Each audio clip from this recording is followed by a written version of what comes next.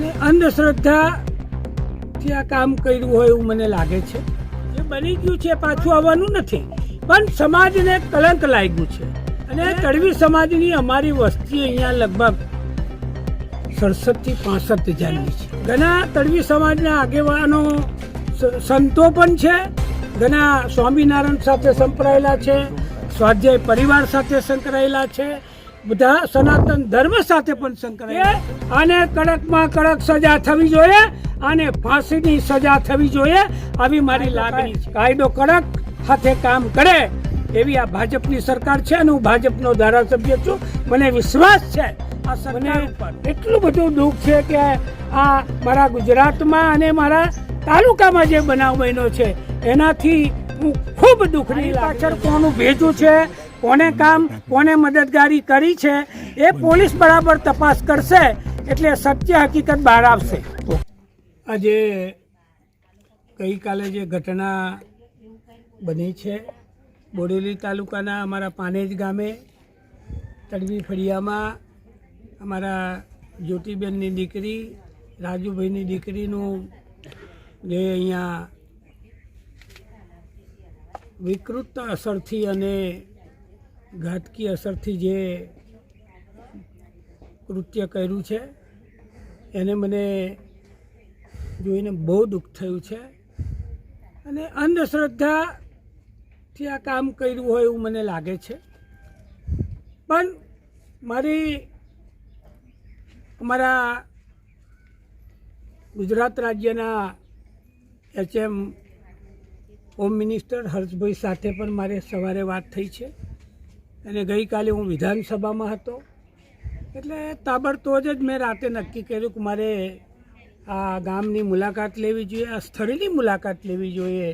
અને મારા તળવી સમાજનું ફળિયું છે એટલે બધાને પણ હું મળ્યો અને વાત કરી કે ભાઈ જે કંઈ હોય એ બધાને આવું કંઈક થતું હોય તો અમારું ધ્યાન દોરવું, આવું ઘટના ન ઘટે એને માટે આપણે જે બની ગયું છે પાછું આવવાનું નથી, પણ સમાજને કલંક લાગ્યું છે.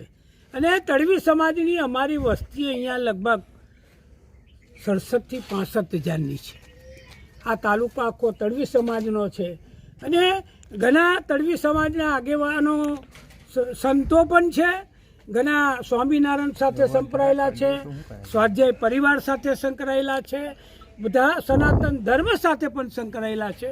આવા સમાજના લોકોને મારે કહેવું છે કે જ્યાં જ્યાં બનાવ હોય, અંધશ્રદ્ધા થતી હોય અને આવા કૃત્ય કરે એને મારે SP સાથે પણ વાત થઈ છે કે આને કડકમાં કડક સજા થવી જોઈએ, આને ફાંસીની સજા થવી જોઈએ, આવી મારી લાગણી છે. ઓકે. અને કડકમાં કડક મેસેજ જવો જોઈએ સમાજમાં. કોઈ આજે તો જેને પગલાં ભરી લીધું છે પણ આવતીકાલે કોઈ આવું પગલું ન ભરે એની ચેતવણી સમાજમાં થવી જોઈએ. કાયદો કડક હાથે કામ કરે એવી આ ભાજપની સરકાર છે અને હું ભાજપનો ધારાસભ્ય છું. મને વિશ્વાસ છે આ સરકાર ઉપર.